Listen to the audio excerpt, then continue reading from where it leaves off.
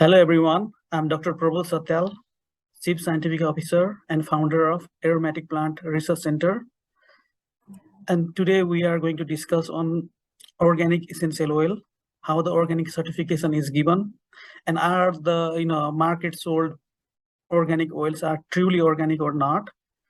And I have invited two brilliant scientists, Gaurav Mittal and Dr. Noora Ahmed, for the discussion. And I will ask their introduction from their side. Gaurav. Hi, Prabodh. Thank you very much for inviting us in this webinar. I am pleased to be here. Myself, Gaurav Mittal, I am from India. I'm the Managing Director of Aromatic and Allied. And we are into the business of organic farming since many years. And that's a very good opportunity to discuss about what is organic, what is conventional, what is natural, what are pesticides. And thank you very much for inviting Prabodh once again and hoping to have a good conversation. Yep, Noora. Hi everyone. My name is Noora Ahmed. I've been in the field since 2005. I have a PhD in natural product drug discovery, and I'm a member of the executive board of ABRC. Okay, pretty often we heard the word organic whenever we go in market, either in grocery or in essential oil. And I all the time get confused. What is organic meat? What is your opinion on organic, Gaurav? See, organic is a word I think like that has been into existence for many, many years. But after all these pesticides and everything came, that was known as a revolution. I think that was known as Green Revolution, which came up in 1940s. After that, this happened that the pesticides and all those things has been coming up. But that's very true that we are coming into the old fashion. And organic is required for preserving the ecosystem. It's required to preserve back the biodiversity that we are causing a bit of a problem in the environment. So I think whatsoever is organic and doing the true organic farming is really an organic if a people is able to understand that, means how the organic farming is done, what are the focus areas of organic farming, and what is actually a real organic farming. Prabodh. Okay. Dr. Noora, do you have any opinion on organic? I would tell you that the Environment Protection Agency here identifies a pesticide as like a substance that can prevent, destroy, or reduce even the damage happening to crops from a lot of pests, including microbes, insects, and weeds. And the USDA would certify that a produce or a crop is organic when that crop has been grown in a soil that was not sprayed or applied any pesticides or prohibited material for 3 years prior to the harvest, which means it's not going to be completely zero pesticides if you have an organic crop, but it will have lower detectable levels of that pesticide compared to the conventional method. It also have the possibility of getting other pesticides from other places, like the airborne one or from the groundwater. So it will still have pesticide levels, but it's not as much as the conventional. And then the USDA can actually label or they categorize organic into 4 categories. We have the 100% organic, which is like 100% organic ingredients. And then you have the organic only, which can include up to 5% that are not organic, or it's going to be like at least 95% organic. And then you have made with organic, and that can at least have 70% organic ingredients. And then the category where you have less than 75 or 70%, I guess, that's going to be only specific organic ingredients, and you have to label which ones and what percentage they are in that product. So it's not all organic. It has a lot of categories, a lot of definitions. A lot of to think about. Yes. I did not know those things. Thanks, Noora. Sure.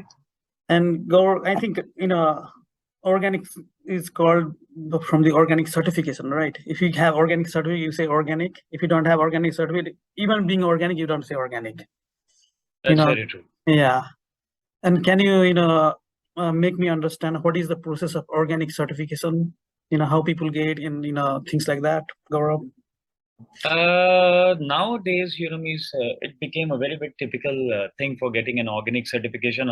As Noro said, that it's a 3 years transformation service when you get your land converted into organic lands. In general, wild harvested crops, if you say wild, right?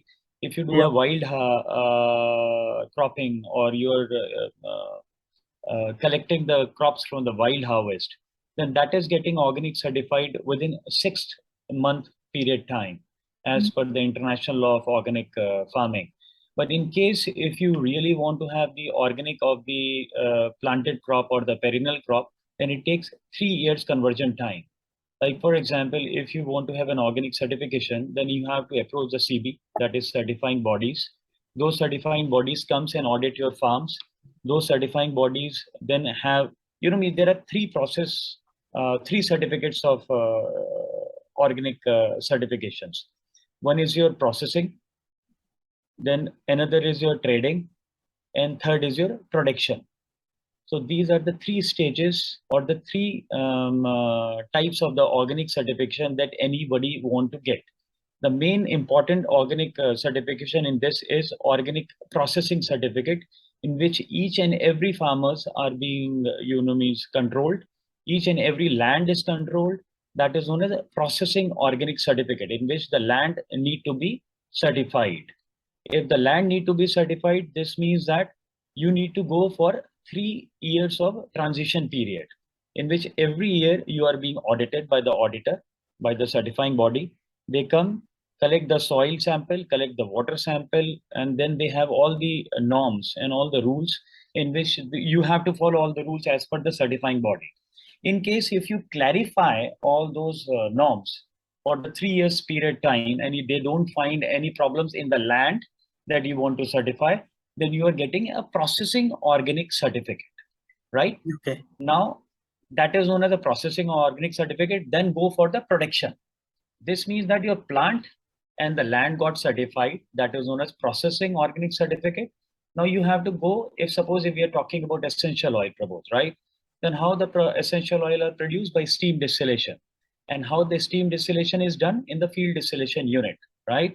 Yeah. So you also need to have the production certificate of the steam distillation unit. That does not need to have a transition period. The land should have a transition period for 3 years. The farmers are being trained properly that they should use either organic vermicompost or organic pesticides, which is made by using neem oil, or by using, you can say, the mixture of the neem oil as well as the pepper. Like, all these are the organic pesticides. We are not using any chemical or any chemical pesticide in that. That is your processing organic certificate. 3 years transition period for your land, for your So you can farmers. use And biopesticide, right? Like a exactly, okay. exactly. We can use biopesticide. Then after the crop is cut, you have to process it. So the processing certificate is different. That is known as processing organic certificate. You have to certify your steam distillation unit in the field. Okay. Okay. And then the third type comes is the trading. Suppose if somebody wants to trade only. Suppose Yeah. we are the processor and a producer. Then I want to sell my product to some trader. Then the trader also need to get organic certified. Without organic certificate, there is no traceability in the chain. You have to have a full traceability from the farmer till the trader, till the exporter, till the purchaser. This is Okay. how the organic certification works. So we have three stages of organic certification. One is land, then your farmers, then your processing unit, and then the trading. Okay. This is how we get Lots an of organic certificate. it's Oh not yes, easy, and it is no, expensive process, right? it's Yeah. an expensive process, but once you do it, then at least you are protecting your land for sure. Okay, that's why organic essential oil are way expensive than conventional. But regarding Very this true. thing, if I ask Nora, how many organic, oils you have tested, Nora, in your experience, what you have found, I've tested a lot, more than 1,000. But I can tell you that not always, when it says organic, it's not gonna be always organic. Yeah. I can give you an example actually. So in 2020, we did have a survey for European market, we tested the essential oils from 13 companies on the European market, and we found that 8% of that were not actually organic, although they claim to be organic. In European market. Yes. That is quite shocking. Yeah. Gaurav, what do you feel, when you export, some things from India to, European market, or in the US or Canada, do you have any difficulty, or is this normal thing, to have, adulterated oil as a organic essential oil? Adulterate is a different scenario, but finding a pesticide, insecticide, or herbicides in any essential oil is a different type of a thing. Okay, they are two different. Any adulterate product, whether it's natural or organic, is definitely not organic because it's all adulterate, right? You're playing with the nature. This means that you have added something extra in that on the top of that, which means that you have played really with the nature. Organic means nothing is added inside that, right? Now you talk about the exports from India of organic essential oil, if I talk about. Nowadays, after 12th July 2022, all the rules has been changed. So exporting organic essential oils from India became very, very typical nowadays because USD has, means banned APIDA directly without any notification. Sorry, I have to say this online because there has been a lot of problems that were being faced in European market as well as American market. That most of the essential oils, those were coming from India, were not organic, as Nora said.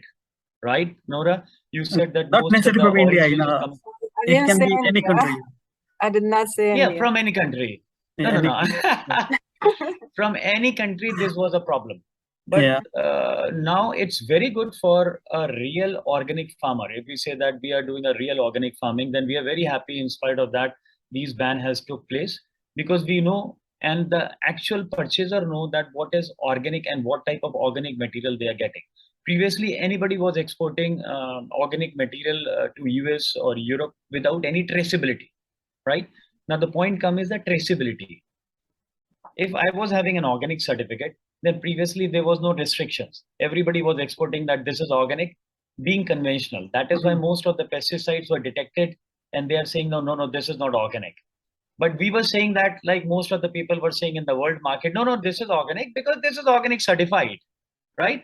So organic certification does not mean that the product is organic. Okay. There should be a traceability directly. Suppose if we are exporting anything to you, to US, to Europe, then any person who are buying this product can have a full traceable report if they want from their certifying body, and they can track it back that from which farm, from which farmer, from which field this material is coming. Okay. So now, if you have a proper traceability chain of that, which is nowadays, then we are happy. Then this means that your product, whatsoever is going, is really organic. As Nora said earlier, might be due to some environmental issues, might be due to neighboring conventional farming, or might be due to irrigation water. This might happen that pesticide might come. In that case, what do the certifying body do? They give a non-compliance to that particular piece of a land or to that particular farmer, right? And then we have to track back that why this happened. We test back our water, we test back our land, we test back our soil. If the nothing is coming out, then we remove that piece of a land from our certification.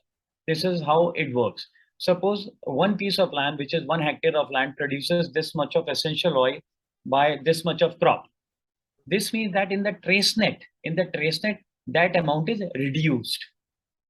This is how the traceability comes out and how the organic farming is being done. But we are very happy that all those restrictions, Prabodh, that came recently made actual farmers the actual farmers now. Now you cannot claim that you are having an organic certificate and you can export it. No. Now it's totally restricted and it's very good for us. This is good news, and I hope it will help a lot of farmer in coming days, right? Very good. So, like so many wild crafted products, Nora has analyzed, what is your experience with wild crafted, essential oil? Do you see any pesticide on wild crafted or? I didn't see a lot. It depends on the region though, because you can have some leaching or some like draft of pesticides. But usually the wild-crafted ones are not like heavily contaminated. So why should we not say, wild-crafted as organic essential oil? Obviously, no. Okay, Can so we when say that, you or we cannot claim anything. but not So organic certified? We can say organic may not it be. is not like Yeah, certified unless it's certified for real. But yeah, I will tell you what happens to a pesticide, like what happens once you apply a pesticide to your field. So a pesticide is applied usually by spraying.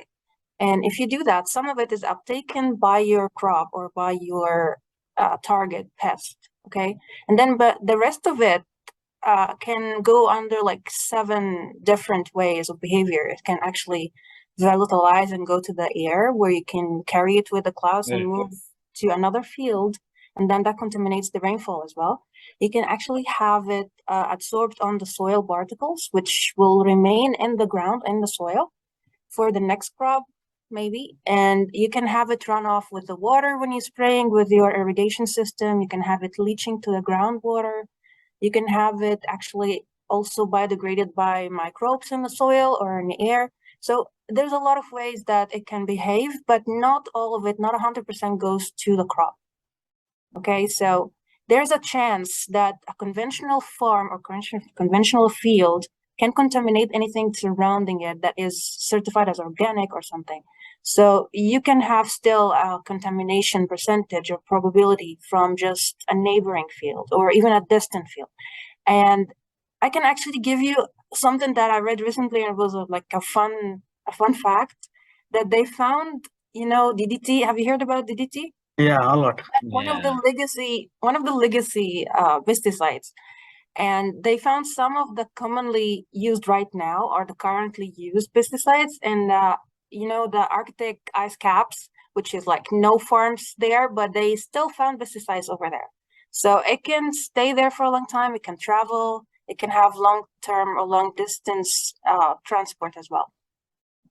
So it's a hard problem. So there is controversy, even your farm is organic, everything is traceability, but Yeah. your Still rain can or get some from your neighbors. can mess up. What do you think, Gaurav, on this? No, she's very true because some of my consignments, Yeah, frankly speaking, also got with these types of a problem in which we really have a traceability. Everything was there. When we tracked it back down, then we came to know that it was coming from the neighboring environment. okay. And that is why, yeah, and that is why we are trying that all the neighboring environment should also be cleaned up. But how that is possible? That is a big question for that. And especially what Nora said, like irrigation water, means when it's a groundwater, right? You don't Yeah, know your neighboring, or you might be, you don't know how many kilometers far that irrigation water is coming from. And that farm is using a lot of pesticides. So that is going inside the ground in which we are using to irrigate our organic fields. So, means it's very hard to track and traceable. Means if your farm is 100% organic, still some pesticides are coming. But, means the ratio slowly and slowly, Prabodh, is going down. The yep, people are becoming aware about these things. The people are becoming aware about the chemicals because they are consuming the chemicals or they are spraying the chemicals on their body. Because all those essential oil, Prabodh, whatsoever conventional essential oil we are using is either used for making flavors or for pharmacies or for making perfumes, right? yep, Directly or indirectly, it is used either as a consumable inside the human body or it's used on the application on the face. And when the diseases are coming out, the people are becoming aware that they should not use any chemicals. However, they are not doing, means they are not getting organic certified, Prabodh, but still they are trying that they should not use chemical. And this is why, means slowly and slowly we are getting out of the grip of the chemicals. yep. And testing is another way to confirm, if it is, Very even true. being organic, it is inorganic or not. Very true. So Nora's role will be very important here, right? Yeah. So Nora, have you seen, you might have seen USP, EPA, EU, there are several regulatory bodies for pesticide, and there is standard, what do you think about, is there, problems with their testing method or, or the numbers, anything related I, to your chemistry? that's, that's a controversy have created between me and Nuran now. There Oh, has been, yeah, there has been some companies in US and Europe. Yeah, Like I don't want to put their names, yeah, but means they found sometime with pesticides. yeah, Means, and our lab in India don't find it. yeah, yeah. Now there is a contradiction. Mm-hmm. Why you are finding a same pesticide? Like means you are also having the same machine, GC-MMS or LC-MS-MS, right? And we Mm-hmm. are yeah. also having the same machine. You are also having the same company machine. We are also having the same company machine. We are also following the same rules. You are also following the same rules. Then how come when we are testing in our lab, we are not finding any pesticide? And how come your lab is finding these pesticides? Means it's a Yep. big point of It is. question, and might be from commercial point of view, it's something different. Might be from technical point of view, it's totally different. From commercial point of view, I don't want to discuss. Might be you're going to show this video to some of the clients, and I don't want to argue with them. But from technical point of view, yeah, means after COVID, I'm facing a lot of problem in my exports as well, because Okay. we are finding that we don't have any pesticide here, but the client in their country are finding a pesticide, and they're saying that, okay, like means we found a pesticide, you did not find a pesticide. Let's put through certifying body and make a full traceability. Till that time, we are not going to do anything. Okay. That sounds good. Means But it is yeah, big problem. Noura, what do you suggest on this So situation? in a situation like that, where you have the same model of machine, you have the same machinery, you have same everything, I would everything. suggest running like a method suitability or method transfer between the two labs, and you can have the same standard from the same company, and you can have like two different analysts to run the same experiments and see the difference or like the intermediate precision between them, and see how accurate both of them are, how precise. So you can compare the methods, and then you can compare the results. You share the same lot, same everything, and test on both machines and see if it gives you the same result. Pesticides are all the time in the tiny quantities. Yes, that's true. And Very the variation very is a lot from lab to lab. Yes, there is a lot of Yes, difference, Yeah. but then yes. you have to confirm that you have at least one quantitative beak, and you have at least two qualitative that can verify this is your beak around the same retention time. So if it's not meeting these two things, you don't have enough, like it's not matching the ion ratio, it's not matching the retention time, then it's not considered that. It's going to be just like a fluke or interference from the background. So Gaurav is saying same instrument, same method, everything is same.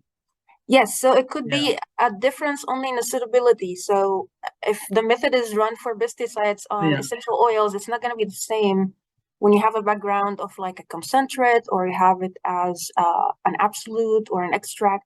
So your method should be like able to pick up everything from different backgrounds.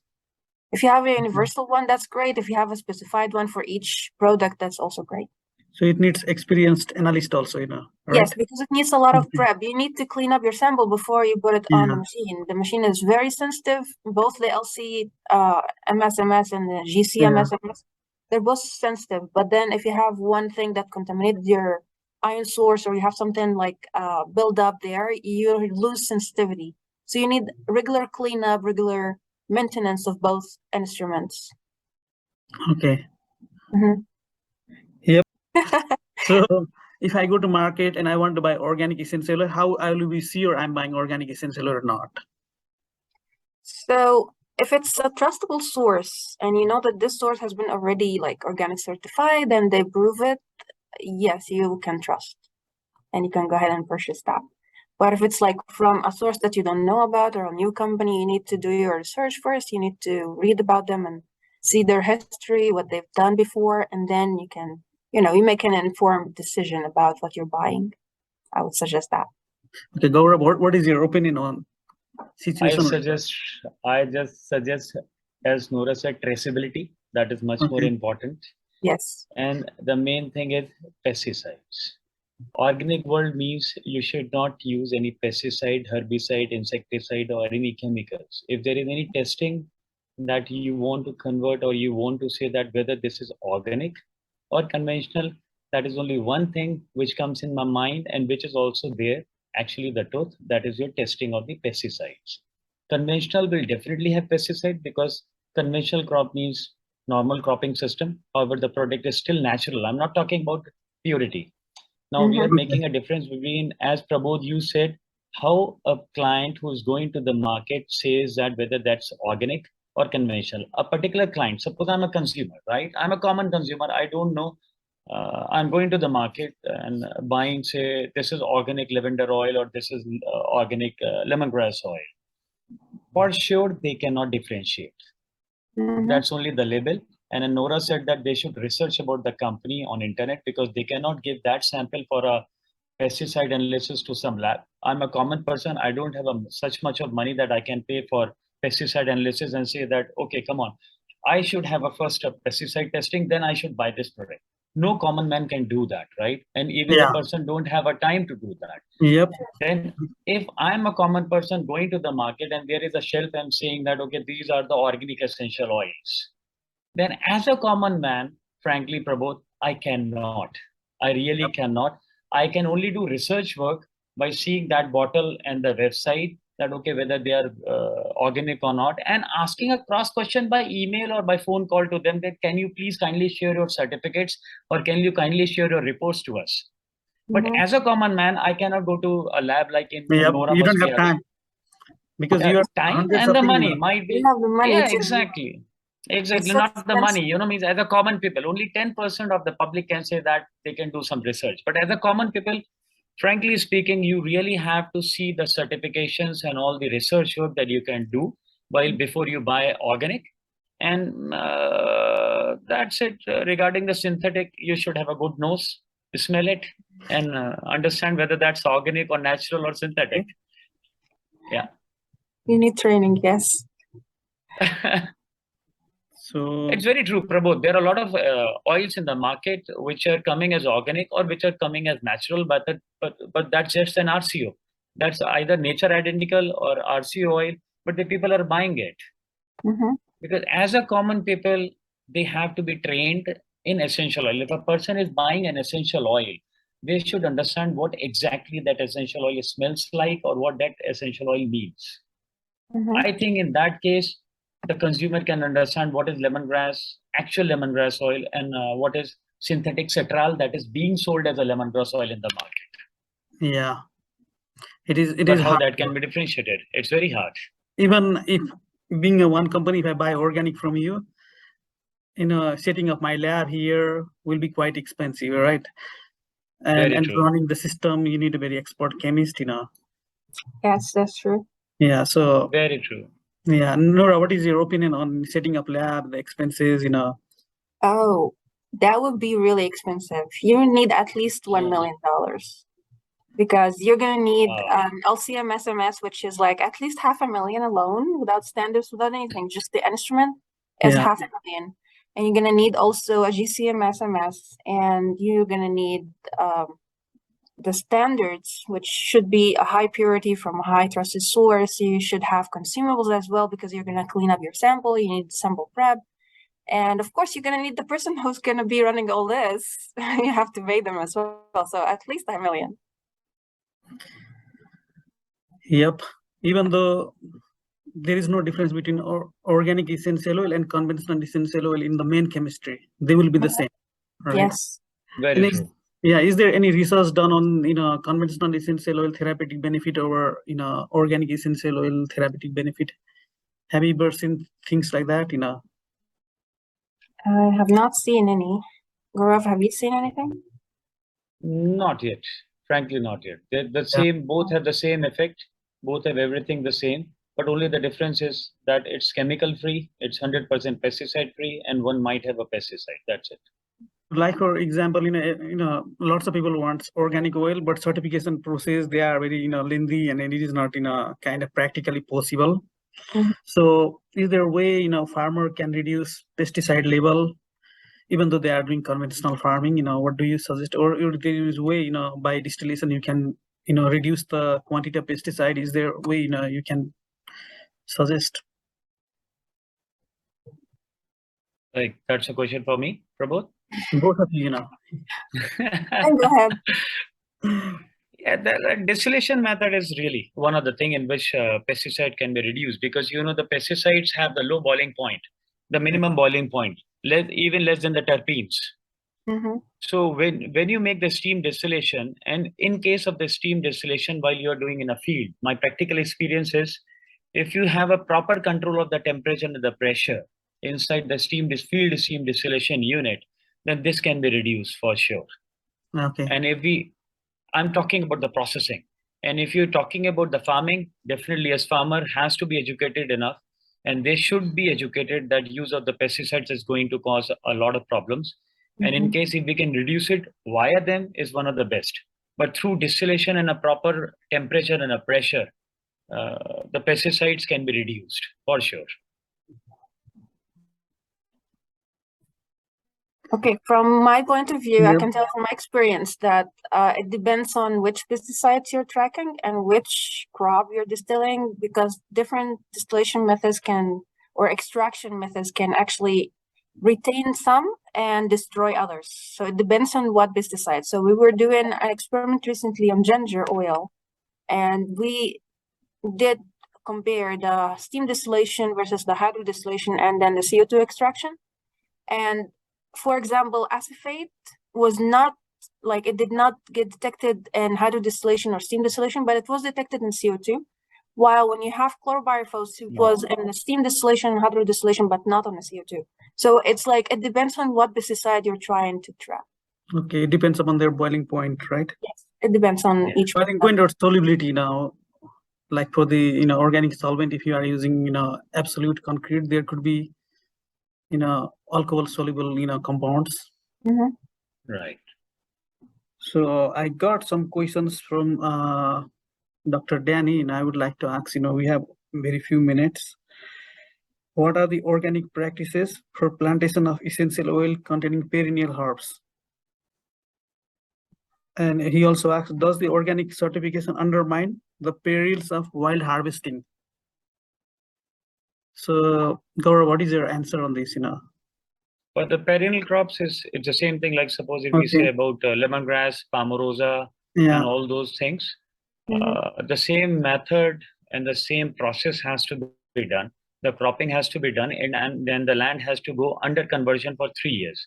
Whether it's a perennial crop or the plantation crop or anything, it has to go through the conversion period of 3 years in case if you really want to get a certificate. Yeah. Okay, and regarding the wild harvested crop, you have to go for the 6 months. That's 3 years for the perennial or the cultivated crops, and 6 months for the wild crop. Okay, so wild harvest has some advantages. Right. Yeah. Exactly. So Nora, I think you do also do authentication of essential oil. How can you use pesticide for authentication of essential oil? Like origin detection, like, okay, yeah, this is from China or this is from some other region. Yes, so I can have pesticides or herbicides or fungicides or anything that you're using to have to overcome this challenge can be used as a way or a tool later to identify where that oil came from or that plant came from. Because as you see, some pesticides are completely banned in the US, completely banned in Europe, but they're still being used in Egypt. They're still being used in India. Sorry, Gaurav, but that's the true thing. No, that's okay. Chlorpyrifos is banned, but it's still being used heavily in Egypt, heavily in India.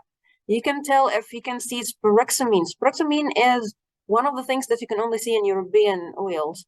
You can see specific pesticides for the problems where this region is facing. So it's a way of mapping or footprinting where the oil came from. Okay, thank you so much, Nora, for your expert opinion. Sure. And I have asked you guys a lot of questions today. Do you have any questions for me? Yes, Prabodh, there is a very good question because you're an expert in essential oil. You are a doctor, right, of essential oil. So we have a very simple question. Okay, right now we are not talking about organic or conventional market. Now I have a question for you, Prabodh. how do you detect a naturality of essential oils? How a common public, a common person who's going to the market, who's buying the essential oil from the shelf, can understand that whether is it natural or is it blended with some synthetic component or with some nature identical component? Yep. Thanks, Gaurav, for this interesting and most complicated question. When lay person or innocent customer goes for buying oil, they don't know anything. They just look for the price. Okay, and price is one of the indicator.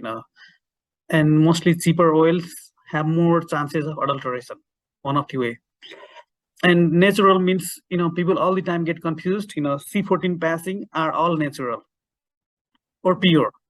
But it is not true. C14 is only telling, oh, it is derived from plant material only, not from the fossil fuel.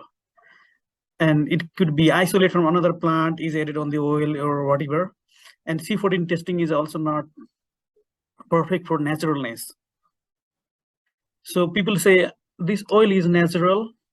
Yeah, there might be some caught, something scalariol has been taken from clarices, or some important molecule has been taken out, like embrytolide is taken out from embryt seed, or so many things.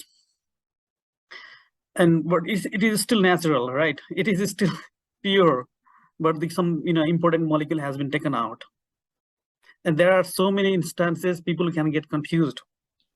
All right, so you have to look over price, and you have to do good internet search. How is the oil's reputation? There are several GCMS reports, several discussions going around. Do the Google search. And they should have a very good nose, like Gaurav has, which is not possible for everyone. Gaurav is perfumer, very famous perfumer. So yeah, but at least you smell what you are smelling, and if you have past experience, you can compare with your previous lot with the with the lot you are going to buy, and smell tells a lot of things. So don't forget to smell it. That's the one point. You can be saved from duping. So yeah, that and doing GCMS and doing chirally testing is from one person or from one client is kind of nightmare, and it will be very expensive product. You are buying $10 thing and you are doing $300 testing. Means it becomes $310, right? Which is not possible, and they don't have time. So smell, number one thing is smell, see the price, and do the internet search. I think those three things will help them to be victim of any fraud.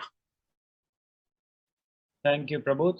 Just one thing I want to add in that, if you said that I'm a perfumer, a trained perfumer, in the smelling point of view, I will like to say to everyone that in case if you want to understand the difference between synthetic and the natural, you have the blotters, that is under the smelling strip, right?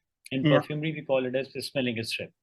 You dip at the same time the smelling strip, two strips you take it. If you have a representative sample of the natural, it's very good.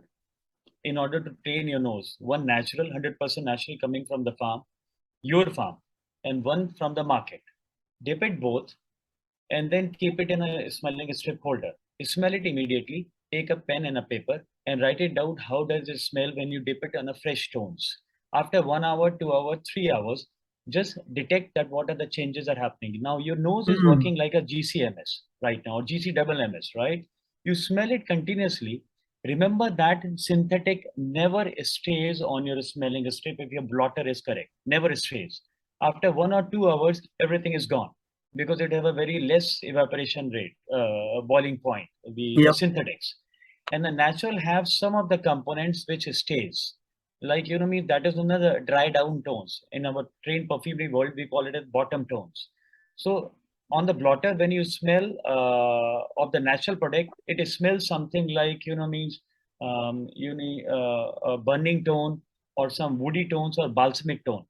But on the synthetic strip, like the strip in which your essential oil is dipped, that is synthetic. That is totally gone. You don't smell anything after 1 or 2 hours. This is one of the things I want to say to Prabodh and all the yeah, persons. that's a very good suggestion. I really appreciate way, and it can be done by anyone. It's very easy. It's simple. No cost, no time also. So simple. Yeah, great, suggestion to lay person. Yeah, thanks, Gaurav, and thanks for participating on this panel discussion. And in the future, if you want to continue some kind of panel discussion, please people comments on our comment box, and then we can continue similar kind of panel discussion.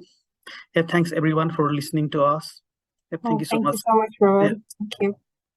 Thank you, Nora. Thank you, Prabodh. Jai Thank Hind. you. Yep, Thank good you. night.